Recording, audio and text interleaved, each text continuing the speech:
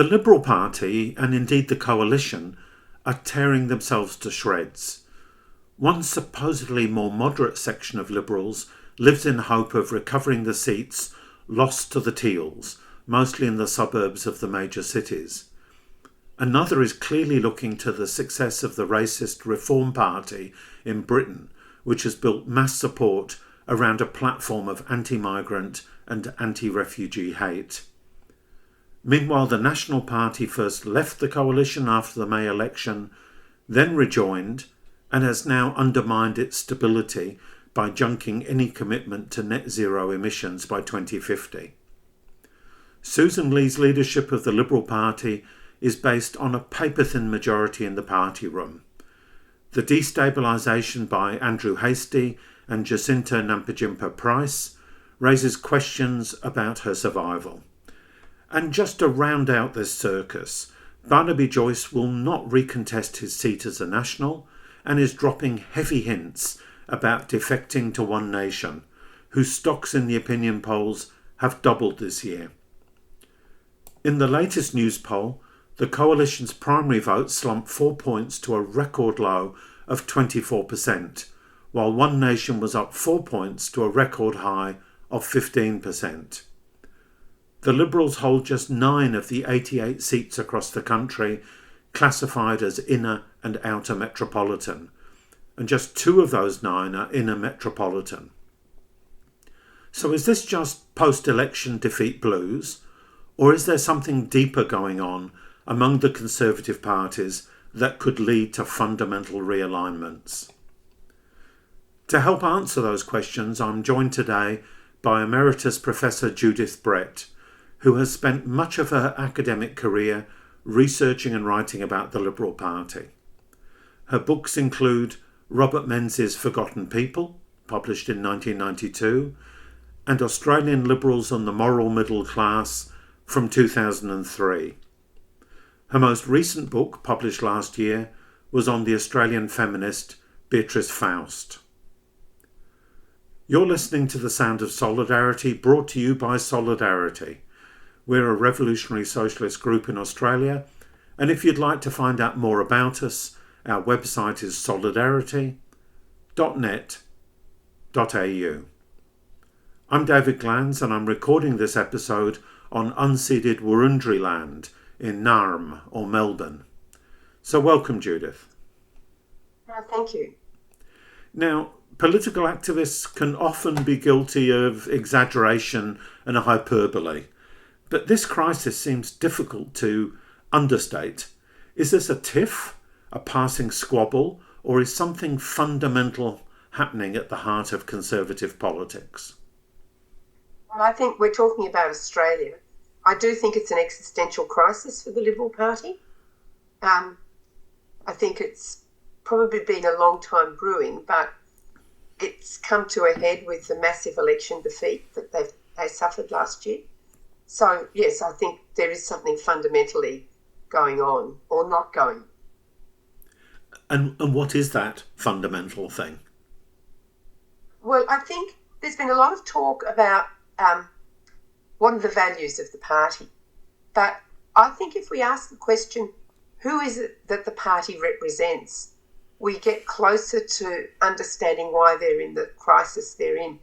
When Menzies reformed the Conservative politics during the war, he had a very clear idea of the social groups that the party represented.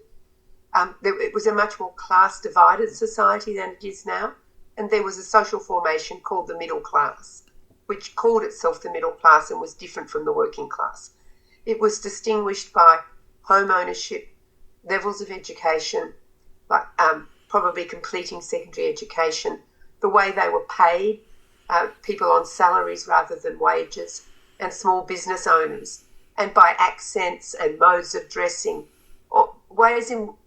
and then the post-war affluence essentially blurred those differences between the working class, the manual working class, and the middle class in ways. Now we don't live in a society where people think of everybody calls themselves middle class now. So if you say, who does the Liberal Party represent, it's very hard to know what groups they are. They talk about small business, but I don't know that that's enough. That doesn't give them enough of a base. They've got to stretch beyond that. They talk about homeowners. So I think that's the problem. I've been thinking a lot about this. One of the big groups in Menzies middle class was shopkeepers. If you think about what the old high streets looked like, there'd be a grocer, a butcher, a draper's, a children's wear shop. Now there'd be a hardware store. Now things like Bunnings, Officeworks, the big factory, furniture shops, they're monopoly providers in a way. And so the actual that group of people that used to provide the chambers of commerce, and then their owners would be in the Rotary and the service club stuff. Where in civil society are the groups which underpin the Liberal Party? And I think that's one of the things that they don't seem to. It doesn't seem to have come into the discussion much. But I've been thinking about this, so I don't think it's a crisis of values, but it's a crisis because of the way in which Australian society and the Australian economy has changed. It strikes me, as you were describing Menzies' world, that there was a clear demarcation, as you say, between the middle class and the working class, and people understood the working class primarily as blue-collar workers. And one of the big shifts since the 1950s has been the massive growth of the white-collar working class and the, dare I say it, the proletarianisation of quite a number of jobs which would have been seen as professionals. So you see the emergence now of mass teachers' unions and the willingness of teachers to go on strike from time to time. Or the largest union in the country now is actually the nursing union. So has that also had an impact on the traditional base of the Liberal Party? Well, I think also the entry of women into the workforce. I think because one of the things I argue in the book on the Forgotten People speech is that the way in which Menzies uses the symbol of the home was specifically addressed to women. The majority of whom, particularly in the middle class, their lives were centred in the home, and it had a set of values around it, but they were separate from the conflicts of the economy, and they lived their lives in a way. They had a sense of individual autonomy in the home. So that has also bringing women into the economy where they understand more about the conflictual relations in the economy, I think has changed things. But also the disappearance, or not complete disappearance, but the shrinking of the manual blue-collar working class. And has also had an impact, and its shift. You could see the way John Howard responded to that quite creatively by with his appeal to the tradies, because one of the things that happened in the 1980s and 1990s with microeconomic reform was the breaking up of the big public utilities, like the power companies and the telecommunications and things, which had highly unionised workforces.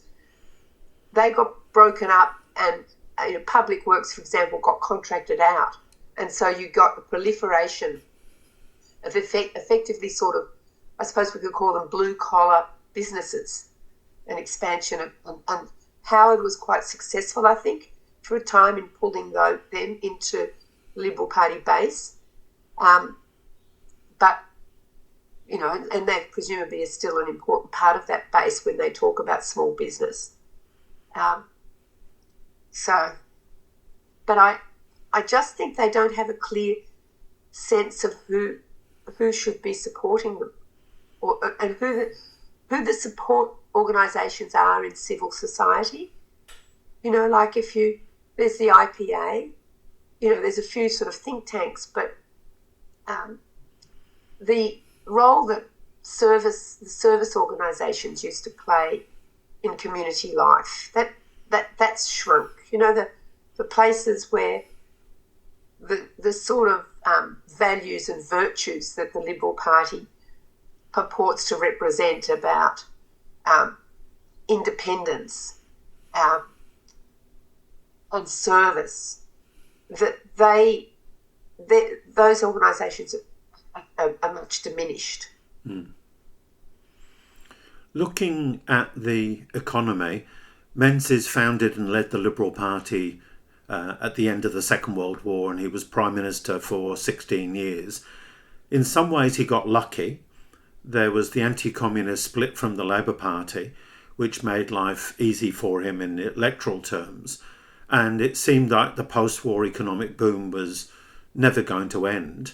Today, obviously, that's not the case at all. And there's a cost of living crisis and a decline in real take-home wages. So is there a sense in which we can trace the problems facing Scott Morrison, Peter Dutton, and now Susan Lee to the fact that the Australian economy has seen anemic growth at best in recent years and people have experienced declining living standards? Has that been part of what has undermined their support, but also Labour's support as well? Both major parties are basically at record low levels of electoral support. Or is something else going on?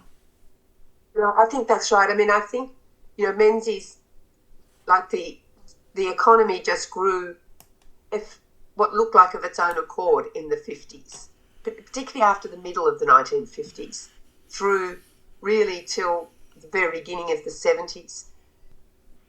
And I think since the end of the long boom, which coincided with the Whitlam Labor getting back into power for the first time in 23 years, economic management has been crucial.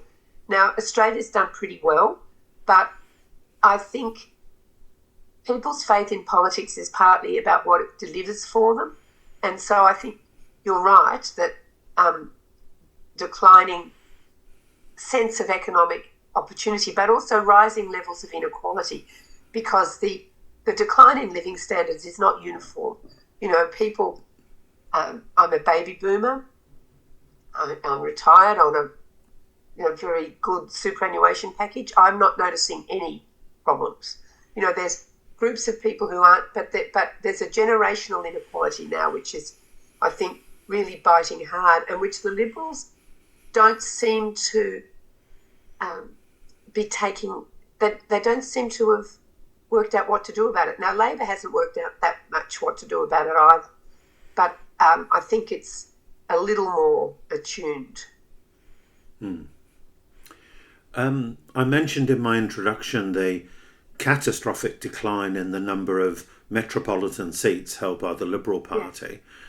To what extent is there a systemic problem for the Liberals that we are increasingly a more urban society? I mean, for all the guff about the sort of the farmers and people out running the cattle stations, the reality is the vast bulk of the population live in or around the capital cities, where people are exposed to different ways of living, different ideas, where, as you say, women are now a central component of the workforce, the majority of undergraduate students. Has that contributed to the systemic problems for the Liberal Party? And I think that and their flirtation with the anti-immigration discourse. We know, like, since in the middle of the 80s, when Howard got himself inveigled into being opposed to Asian migration, he then backtracked. Then when he came in 96, he opposed multiculturalism, wouldn't use the M word. Later on, he came around. This is not the cities are now. There's a lot more migrants in the cities, a lot more Asian people, a lot more people from all over the world, and so people living in the cities have got used to that diversity and see it as part of everyday life.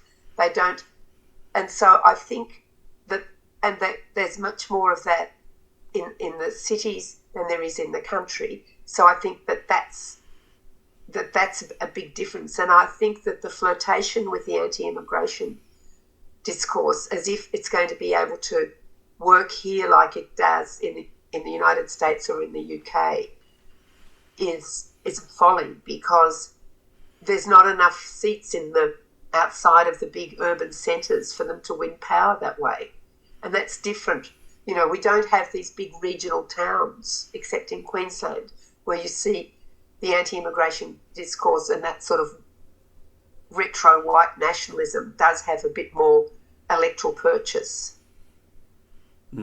So, you know, I think they have to work out a way of winning city seats, and I just can't see any green shoots. And the other thing I think that's different when you go through, you know, Dutton, Morrison, Lee, I mean, is the actual calibre of the leaders, their intellectual depth.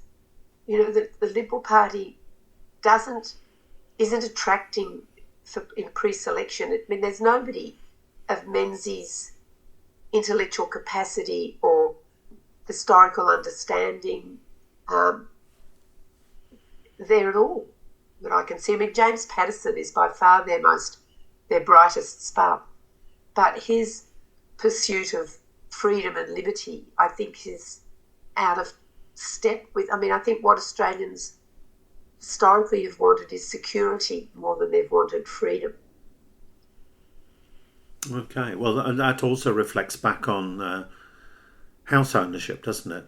That it's said, I don't know how true this is, it's said that people who own their own home are more likely to vote Liberal, and there's clearly been a long-term but quite significant decline in the proportion of younger or even middle-aged people who can afford to buy a house. Is that too glib as a reason to talk about the Liberals being in trouble? Well, I mean, I think it's one of them. You know, the idea was that they had a stake in the country. You know, property ownership gave them a stake in the country, and that home ownership was part of that. And it's been part of how Australians have imagined their life course and the stable base from which to raise a family.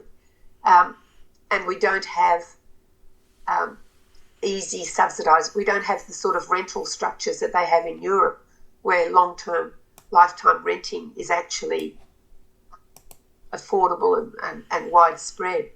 So I think that is also a big problem. I think Labor, you know, it's probably also affecting Labor because Labor's been very weak on this.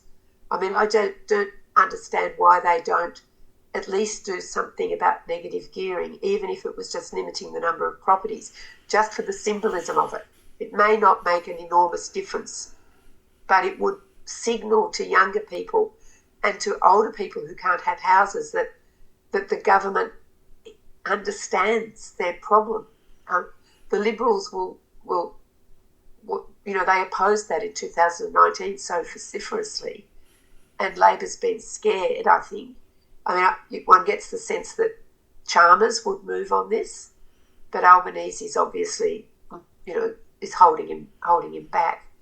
But I think it is a problem for the Liberals. I think their strategists say that. I mean, if people don't, you know, the theory had always been that young people are radical, and as they acquire a house and a family and they have more of a sense of a stake in the country, they'll swing around to becoming more conservative. Well, now they'll just feel bitter and excluded.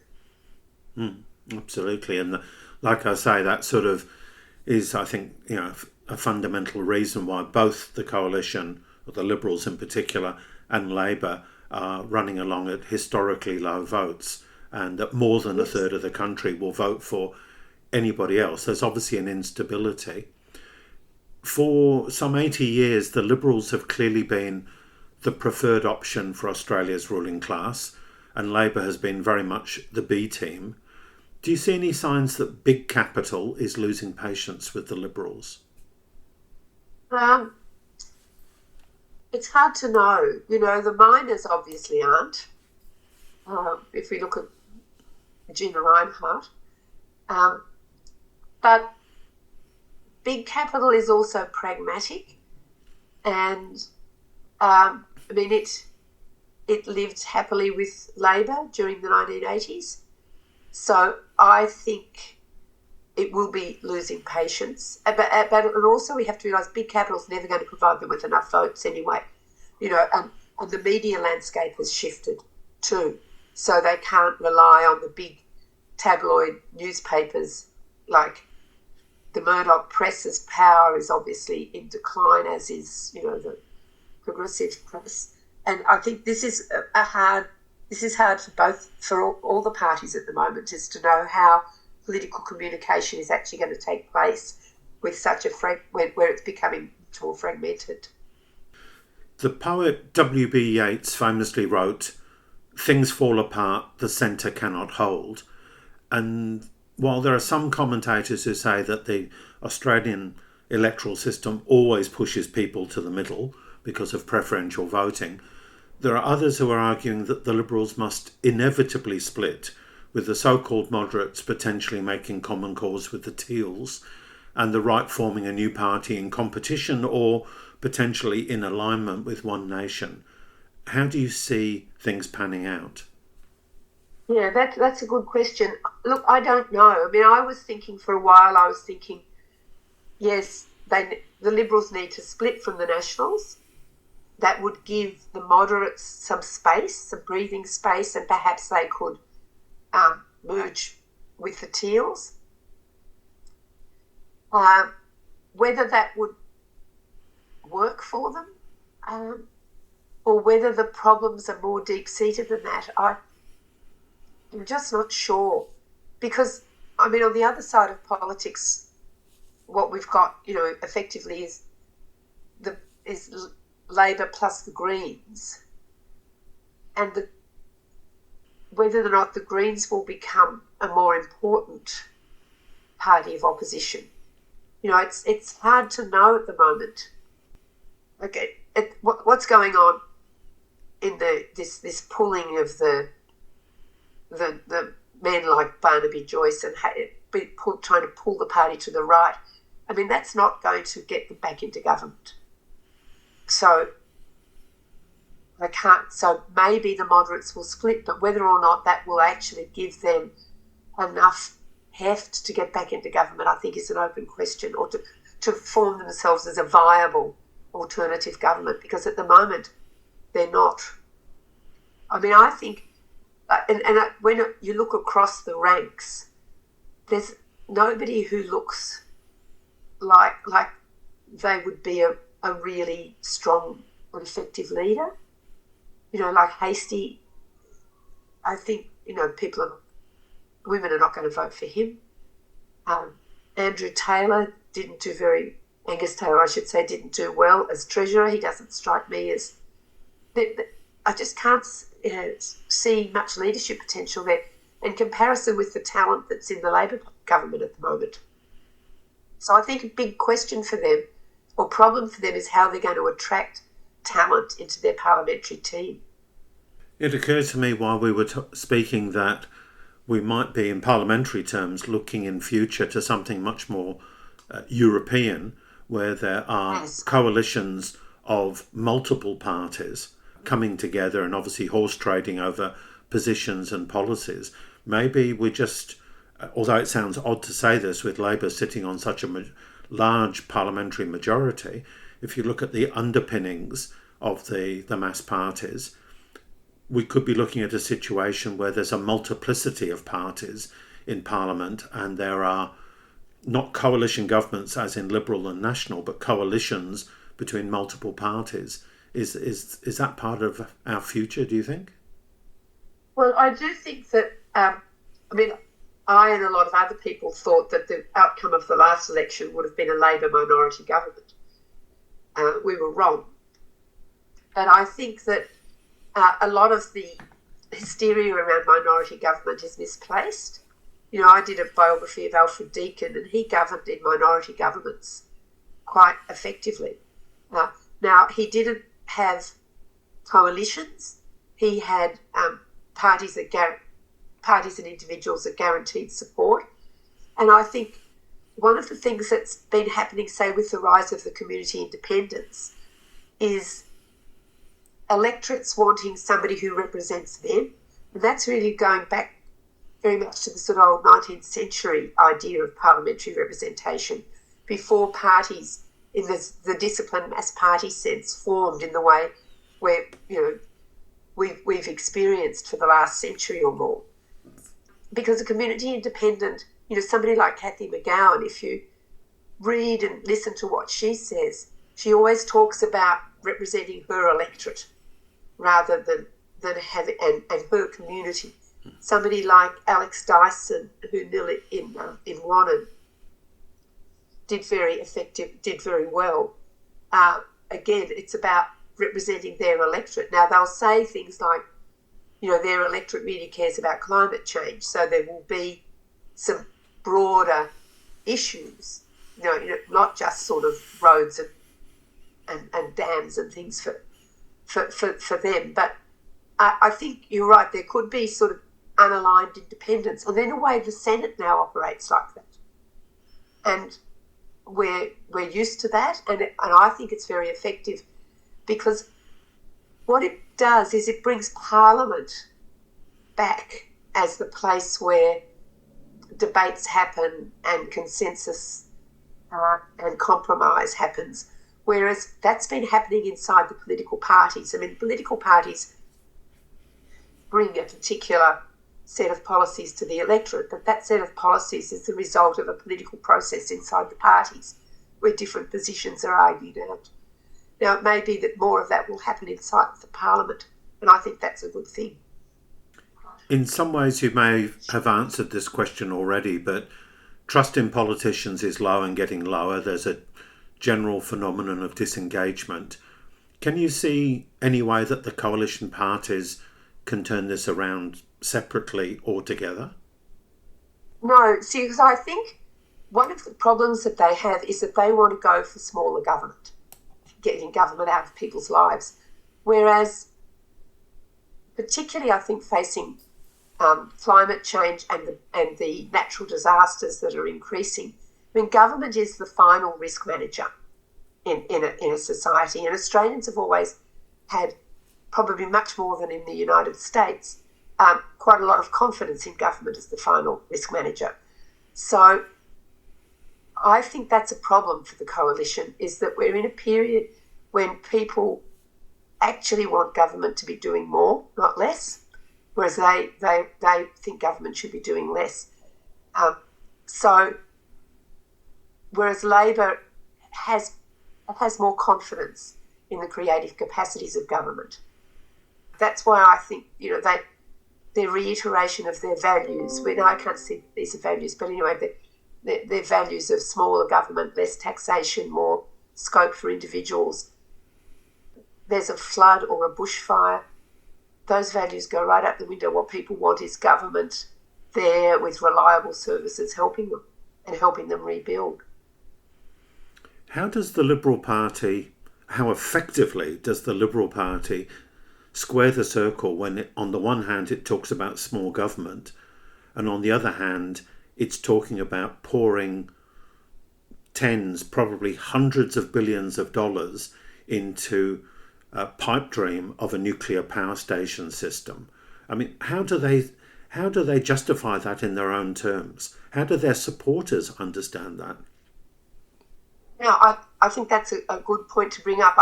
I thought, that when Peter Dutton was pursuing that and making government ownership, that's when I thought that this party's lost intellectual coherence.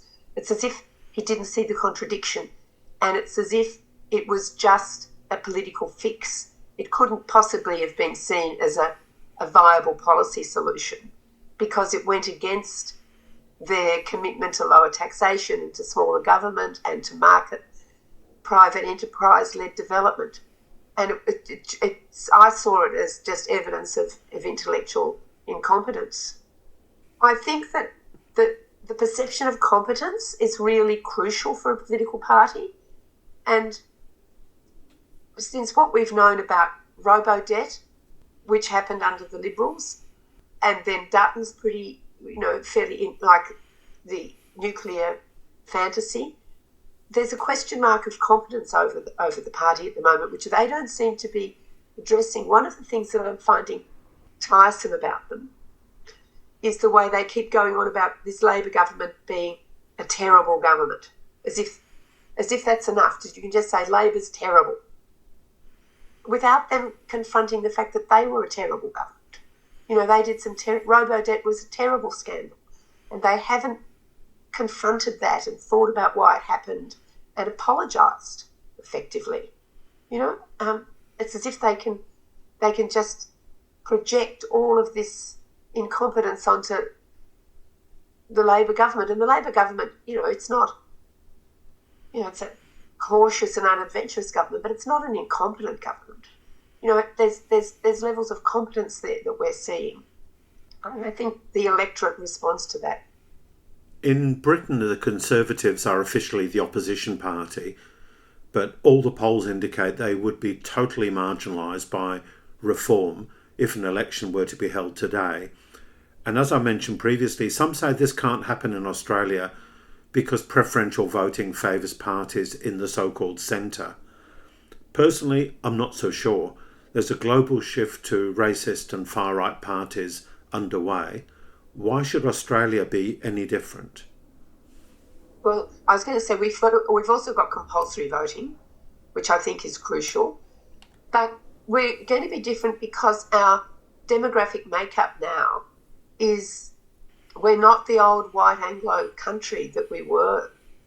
That I can't remember what the exact figures, because Samaras is always... But, half of the electorate now has an overseas-born parent or are themselves born overseas. Now, a lot of those will be born in Britain or born in New Zealand, it's not... But particularly in the last...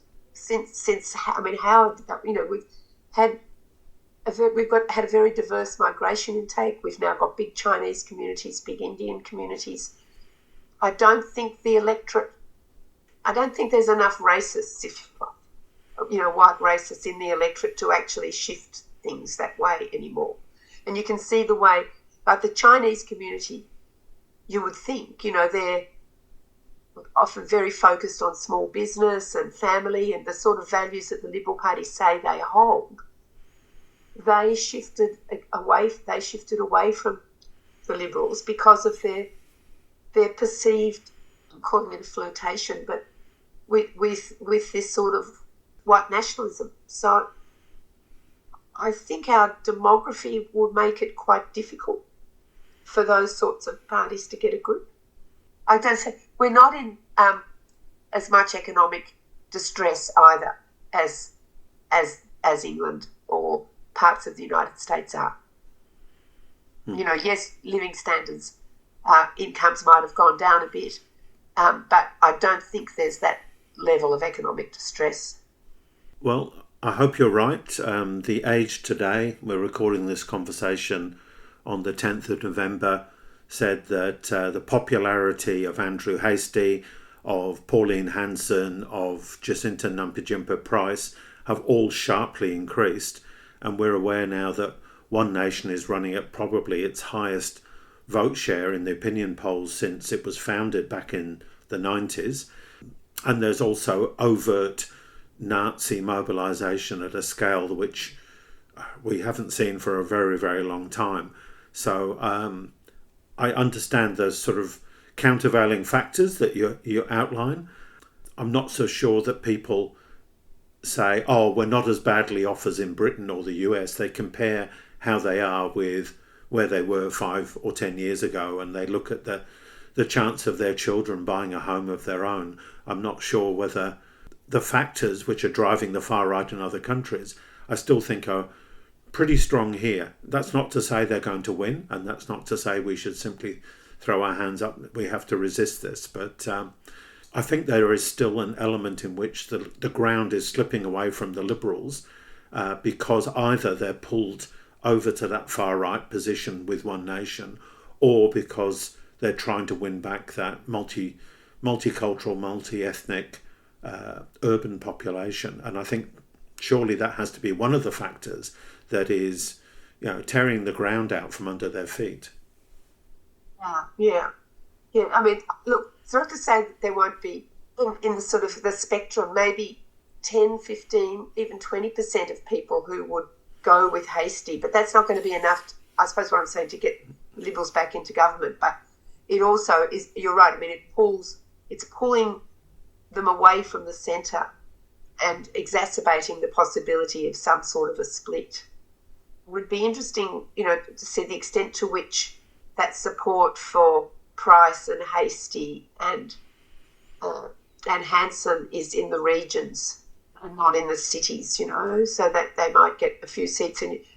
I mean, in a way, I think that's quite a good. I mean, it's good that they're in Parliament rather than outside of the Parliament, because it sort of keeps them in the tent, and it means people feel that they're not completely excluded and marginalised.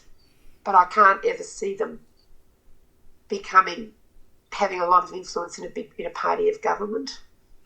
So I think you're right that it's part of the existential crisis that the Liberals now find themselves in. You've mentioned a couple of times Labor's caution.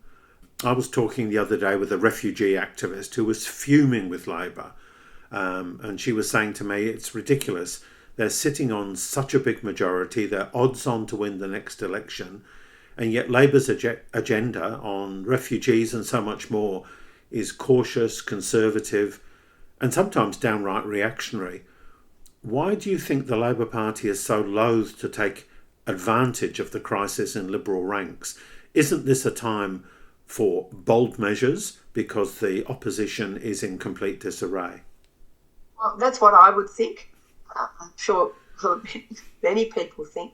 I think a lot of it's got to do with Albanese's personality, actually, and his caution. And I also think the loss of the 2019 election really scared them. I mean, and relatively bold policies that Shorten took. And, I mean, they lost that partly, I think, over Shorten's unpopularity, which I could never quite understand. But talking to neighbours and things, I mean, a lot of people just didn't like him. And the dishonest campaigns they ran around franking credits, where people who didn't even own shares thought they were going to be affected. So I think that seems to have had particularly an effect on Albanese and his caution. As I said before, I don't understand why they don't make at least some moves over negative gearing. But Albanese seems to have this idea you've got to take the thing to the election and not break your promise. It's as if he sees the decline of trust in government as being the thing that has to be rebuilt before he can get on to doing the reforms. But he's not using the political capital that he's got. So I think a lot of people on the more progressive side of politics are feeling frustrated. Before we finish, is there anything else you'd like to add? Anything we haven't covered? No, I think it's been pretty comprehensive. It's also, I mean, I'm sort of starting to get sick of the Liberal Party. The sense that this is just going on, and I think you notice even the stories about it are shifting deeper into the paper.